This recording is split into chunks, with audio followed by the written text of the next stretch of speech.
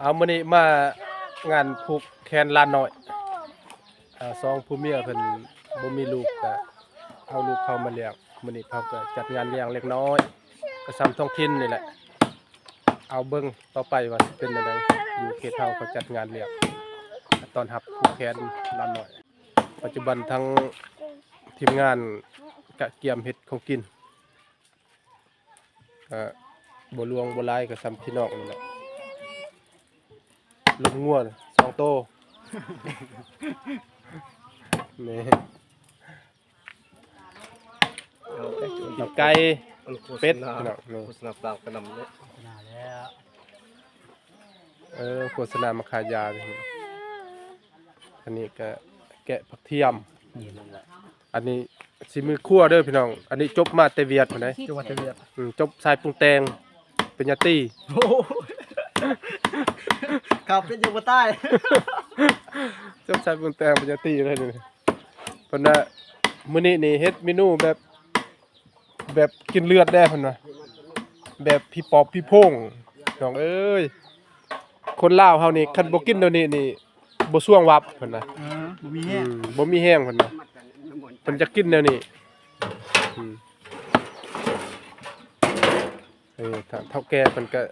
ดุมันแดและเฮ็ดเวียกเฮ็ดงานจักตอกจักหยังซานหวดบ่ท่านนี่เบิ่งหั่นก็โฆษณามาขายยาซื้อยาเพิ่นเด้อพี่น้องเอ้ย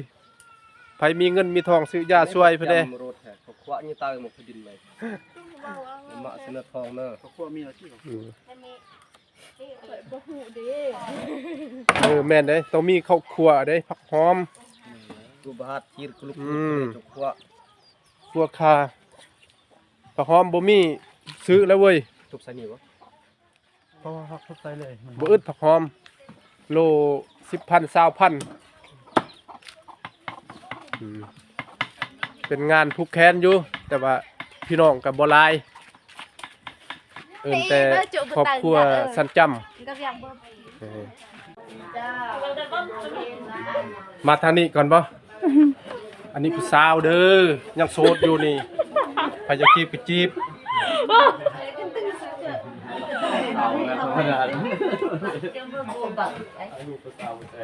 อันนี้งานผูกแขนเล็กน้อยน้องเอ้ยอันนี้พี่น้องเพิ่นมาบินอันนี้พี่น้องมาแต่สหรัฐเพิ่นนี่บินมาเพิ่นมาแต่คืนนี่ได้มันใกล้เด้ 2-3 ชั่วโมงมีบ่อนกินก็ไปเลยเว้ยเริ่มแดดรถอำนี่จะได้หัวหน้าปรุงแต่งจานนี้เย็นได้เงินแกงได้เอาคอยแอนตี้อยู่ลุมหั่นถาดหั่น2 3ถาดอึดอีสังถาดอยู่เนาะมีเตาอันดอยเยี่ยงเลยถาดอินเลยเอ๊ะน้อยน้อยแล้วจอกถาดกระตูบอินกินได้ลองเอาได้ลองกินแล้วก็บอกเด้กินเลยได้ฉลองนะหวานกับบางเกลือบ่เข้มบ่เข้มนี่หวานเกลือบ่หวานน้ำตาลหวานน้ำตาลมันมีน้ำเลือดอยู่ดิมันเข้มน้ำเลือดแล้วดิโอ้ยสิจอกแกแม่นแล้วนะ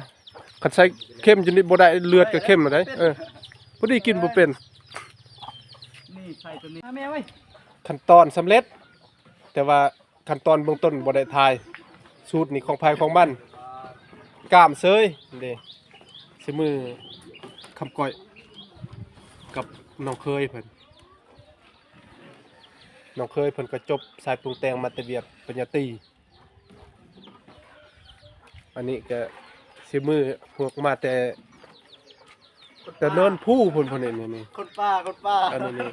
ก็เปียกบ้านเฮามาในเงาตอนแรกก็ว่าแหละมาไอ้แม่มาเงานี่ก็ตายแล้วมันยากเลยนะ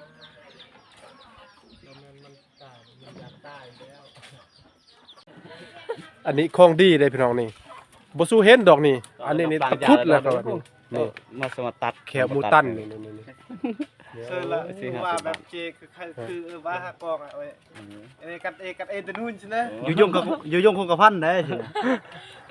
เจ้าของกรรมสิทธิ์เดี๋ยวนี้โอ้บ่แม่นสิได้ง่ายๆแขวมูตัน ฟันแทมว่าเข้ายิ่งบ่เลือว่ะ ว่าเราเป็นต้นหน้ากลาง พันแขวเอาพันเข่าเลือดบ่ นี่พันเข้าเลือดบ่ออกเลยเพิ่น ลองเบิ่งพันลองก็ไปค่ายก่อนนะคือหมอเวียดอยู่หุ่นวันนี่นี่แค่โมตัน จงห้วยระเบิด แค่บ่ ไป เข้าเด้ เด้อโห ปืน ไม่เจอซะ มันทะเลาะกันใส่ปืนงับมุน ผู้เฮ็ดเวียกก็เฮ็ดเนาะบ่พักบ่เศร้าเว้ยพักนะเต้ ผมดุ ว่าตอนเราเสีย ดูสิเบ้าอันนี้บ่เงินยอกซะเดี๋ยวนี้มาเจซะพักพรแต่กินข่อยเว้าภาษาอังกฤษเด้อคันเว้าภาษาลาวเพิ่นบ่ฮู้เพิ่นนี่คนอังกฤษเด่นเว้าภาษาอังกฤษเพิ่นเว้าภาษาอังกฤษให้เพิ่น นั่งที่ เอาบ่ทันเย็นให้เพิ่นสินั่งจะได้ได้ สิตีกันบ่ว่านั่ง เย็นก่อนเด้อเพิ่น ยืนก็ยืนตี เย็นให้เพิ่นก่อน คอยมดปุกนึงจะถึงไปได้ ถึงแล้วก่อนสิเย็นก็ต้องเสนอบ่เสนอบ่ได้ ผู้เย็นต้องกินก่อน อย่างน้อยกระปุกหนึงผู้เย็นให้กินก่อน ไปตามลำดับแล้วที่ เรียมโคตรแล้วจะเย็นในเพิ่นฮะ เพิ่นน้อยโพด กินซ้ำ ข้างเขากิน แน่ขนาดพ่อๆก็บัดยืนก็ยังเอาได้บ่แม่น จะน้อยจะน้อย